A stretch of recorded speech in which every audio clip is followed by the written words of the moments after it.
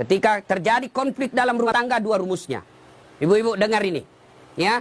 Ini pengantin-pengantin baru juga kita semuanya. Ada yang baru 10 tahun, ada baru 2 anaknya. Pengantin baru juga namanya ya.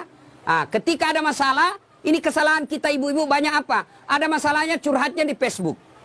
Ada masalahnya curhatnya di WhatsApp. Dia berdoa tapi di medsos. Ya Allah lindungi suamiku. Ya Allah bukakan rezekinya suamiku. Sibuk betul itu Tuhan mau baca statusmu. Ketika ada masalah kata Allah dalam Al-Quran, ada masalahmu, suamimu nakal, suamimu selingkuh. Nggak usah curhat sama orang lain. Ini ibu-ibu gampang betul dia curhat sama tetangganya. Ngapain kau cerita masalah rumah tanggamu ke tetangga? Besok-besok ada Vina bertengkar sama suami, jangan terlalu cepat cerita sama orang tua. Langsung kau curhat sama orang tuamu, kau telepon menangis-nangis. Besok 2 minggu kemudian akrab lagi. Apalagi kau sudah ungkap semua kejelekan suamimu. Nggak usah. Ada masalahmu, kata Allah, ista'inu bisabri wassalah. Sabar, perbaiki solatmu, saya yang selesaikan masalahmu. Bagaimana itu sabar? Aplikasinya. Alladzi idza asabatu musibah qalu inna lillahi wa inna ilaihi rajiun. Oh, saya tidak sangka istriku begini. Oh, saya tidak sangka suamiku begini. Oh, saya tidak sangka mertuaku begini. Tapi itulah jodohmu. Maka lebih kau ucapkan inna lillahi wa inna ilaihi rajiun. Banyak rumah tangga yang akhirnya hancur gara-gara terlalu cepat curhat sama orang lain. Curhatnya lebih parah di medsos. 500 temanmu di medsos. 500 yang tahu rahasia keluargamu. Nggak usah kau cerita sama orang lain. Nggak mungkin dia cerita saya Ustaz. Dia masih sepupu saya. Siapa yang menghalangi Nabi dakwah awal-awalnya? Abu Sufyan. Siapa itu Abu Sufyan? Sepupu satu kalinya Nabi. Nggak mungkinlah dia cerita saya Ustaz. Dia masih saudara saya. Siapa yang dorong Nabi Yusuf masuk ke sumur? Saudaranya.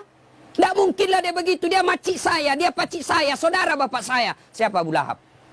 Saudaranya bapaknya Nabi. Jadi barangkali ketika kondisi normal rumah tanggamu, tidak ada yang sentimen. Tapi ketika kondisinya lain dari yang biasa, dia lihat rumah tanggamu bahagia. Dia lihat rumah tanggamu kaya. Dia miskin saudaramu. Saudara sekandung. Belum tentu dia baik. Ada namanya dengki. Ini setan masuk. Dia hasutlah kau. Ketika situasinya lagi labil emosimu, kau tidak stabil marahmu, datang saudaramu belum tentu niatnya baik, dia mau sama nasibnya sama kamu, susah juga rumah tanggamu, maka dia hasut kau yang tidak benar. Maka ada masalahmu jangan curhat sama manusia, ndak usah, lebih kau curhat kepada Allah, bangun sholat tengah malam, ngadu kepada Allah. Termasuk ibu-ibu nih, yang sudah mulai tua, muka-muka sakaratil maut, suami mulai lain-lain, ndak usah kau curhat sama orang lain, curhat kepada Allah. Ya Allah, Engkau yang memelihara suami saya. Ya Allah, lindungi suami saya. Ya Allah, bahagiakan rumah tangga saya.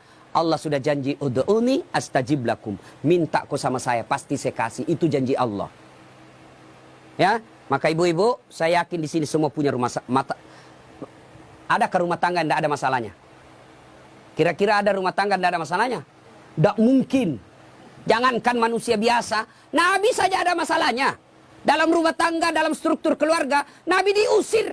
Diusir dari Mekah kan, hijrah ke Madinah. Siapa yang usir? Bukan orang lain. Siapa? Pamannya sendiri. Dalam ekonomi, apa Nabi kaya? Tidak, Khadijah tadinya kaya, miskin setelah bersuamikan Rasulullah. Sampai dijelaskan pernah 3 hari 3 malam tidak makan. Itu Nabi. Dalam kesetiaan rumah tangga, Nabi pernah diuji dengan kesabarannya. Dengan cara apa? Aisyah difitnah selingkuh. Itu Nabi, apalagi kita. Ada yang bilang sama Ustaz, hebat betul rumah tangganya. Kenapa? Bahagianya rumah tangganya. Kenapa kau tahu? Itu foto-fotonya di Facebook, romantisnya. Ya itu foto di Facebook berapa menit kita bisa bikin. Bodoh itu namanya kalau bertengkar dia share di Facebook. Beleng-beleng namanya itu. Tak mungkin lah, semua yang baik-baik.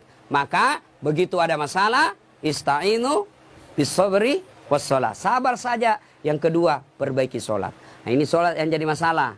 Ya, apalagi kalau pengantin baru. Subuh terutama. Allah kasih toleransi. Tapi sekarang sudah modern Pak.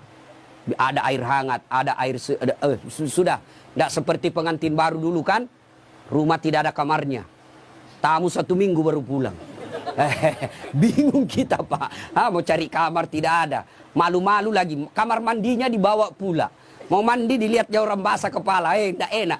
Sekarang aman. 1 kamar sudah ada kamar mandinya di dalam. Pun kalau kenapa malu, kenapa mesti malu? Ini sudah halal. Ya. Nah, ibu bapak, saudara-saudara sekalian, banyak yang ingin saya sampaikan tapi waktu yang terbatas. Ada yang saya lupa satu. Satu lagi.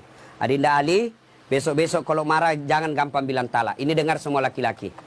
Ya, marah jangan gampang bilang talak. Misal kau bertengkar langsung kau bilang, saya talak kamu. Jatuh talak 1. Artinya masih boleh campur. Damai malamnya masih boleh campur. Tapi ketika kau bilang, saya talak kamu. 5 menit kau banting pintu, saya talak kamu. Jatuh talak 2. Artinya, kamu tidak boleh campur sebelum nikah ulang. Panggil 2 saksi, ibu bapaknya, ada mahar, ijab kabul, baru boleh campur. Nikah ulang. Kalau kau tidak nikah ulang campur, sama hukumnya kau berzina. Bagaimana kalau dia, saya talak kamu. 5 menit kemudian, saya talak betul kau. Keluar dari rumahnya dia, banting pintu, saya talak kau cilaka. Jatuh talak 3. Artinya apa? Harus cerai dulu baik-baik. Lalu dia nikah dengan laki, dia menunggu 3 bulan, lalu menikah dengan laki-laki lain. Ternyata tidak cocok, dia cerai dengan laki-laki tersebut, kau harus menunggu lagi 3 kali haid, baru kau nikah kembali. Hati-hati bilang talak. Bagaimana kalau perempuan bilang talak? Talaka, talaka, talaka, talaka, talaka, talaka. Biar sampai di atas pantatnya. Kenapa? Kenapa hak talak ada pada laki-laki, bukan sama perempuan, ya? Maka bapak ibu yang gampang-gampang, ibu bapak-bapak yang gampang marah, jangan kau gampang bilang talak. Marah bagaimanapun jangan bilang talak. Kalau dibilang istrimu, antar, kasih kembali saya ke rumahku. Oke, saya kembalikan kau ke rumahmu, saya ikut ke mertuaku. Anda jangan masalah seperti itu, ya. Besok-besok Ali cari harta, jangan menghalalkan segala cara. Tapi insya Allah, saya tahu betul ini PJ atau Ali sangat disiplin dalam soal halal atau haram. Insya Allah. Demikian, mudah-mudahan ada manfaat. Sebelum kita akhiri, mari kita kirimkan suratul Fatihah kepada Rasulullah Muhammad SAW. Khasiat dan keutamannya kita ikhlaskan untuk kedua mempelai.